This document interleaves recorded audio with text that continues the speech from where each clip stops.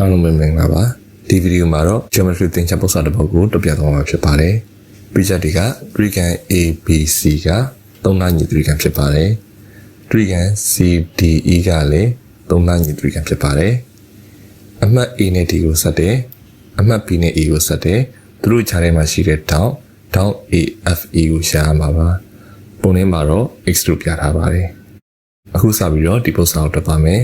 ရုံဆုံး trigon အကြီး trigon ABC က3နာညီtrigonဖြစ်တဲ့အတွက်ကြောင့်မလို့ထောင့်တစ်ခုချင်းစီက60 degree စီရှိပါတယ်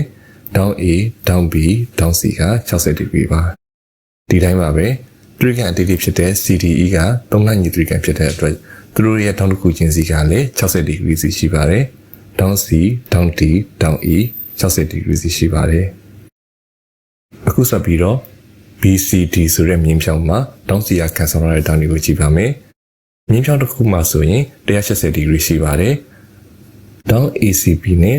တောင်း DCE က60 degree စီရှိတဲ့အတွက်ကြောင့်မလို့ခြားထဲမှာရှိတဲ့တောင်း ACE ကလည်း60 degree ရှိပါတယ်။အခုဆက်ပြီးတော့အပြောင်နဲ့ဆွဲထားတဲ့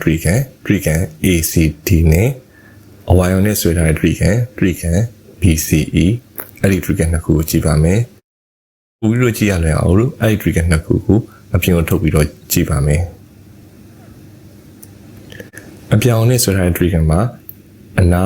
AC အဝါရောင်နဲ့ဆွဲထားတဲ့ trigon မှာအနာ BC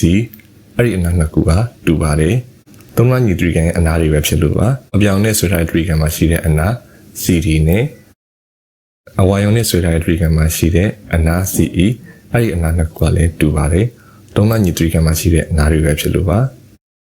အပြောင် trigon မှာရှိတဲ့ထောင့် C က120 degree အဝါရောင် trigon မှာရှိတဲ့ထောင့် C ကလည်း120 degree ရှိပါတယ်ဒါကြောင့်ဒီ trigon နှစ်ခုကထပ်တူညီပါတယ်နှစ်နားခြားထောင့်ထပ်တူညီဥပဒေအရတူတာပါအပြောင် trigon မှာရှိတဲ့ထောင့် A နဲ့အဝါရောင် trigon မှာရှိတဲ့ထောင့် B ကလည်းထပ်တူညီပါတယ်ငကူမူလပုံမှာထောင့် A ကတီတာရှိတယ်ဆိုရင်ထောင့် B ကလည်းတီတာရှိပါတယ်အဲ့ဒီထောင့်နှစ်ခုကတူပါတယ်အခုနောက်ဆုံးအနီရောင်နဲ့ဆွဲထားတဲ့ trigon ABF ကိုကြည့်ပါမယ် trigon ABF မှာဆိုရင်ထောင့် A က60 degree နဲ့တီတာနဲ့ပေါင်းထားတာပါထောင့် B က60 degree ထဲကနေပြီးတော့တီတာနှုတ်ထားတာနဲ့တူပါတယ်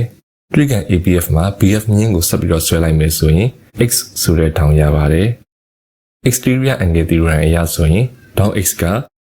ကြံတွင်းထောင့်နှစ်ခုဖြစ်တဲ့ထောင့် A နဲ့ထောင့် B နှစ်ခုပေါင်းလည်းညီပါတယ်ထောင့် A က60 degree နဲ့တီတာနဲ့ပေါင်းတယ်ထောင့် B က60 degree ထဲကနေတော့တီတာနှုတ်ထားတယ်ဒီနှစ်ခုပေါင်းလိုက်တဲ့အခါမှာတီတာခြေသွားပြီးတော့ပေါင်းလိုက်တဲ့အခါ120 degree ရပါတယ်ဒါကတော့ဒီပုဒ်စာရဲ့အဖြေပဲဖြစ်ပါတယ်အခုလိုအဆုံးထိနားထောင်ပြီးတဲ့အတွက်ကျေးဇူးတင်ပါတယ်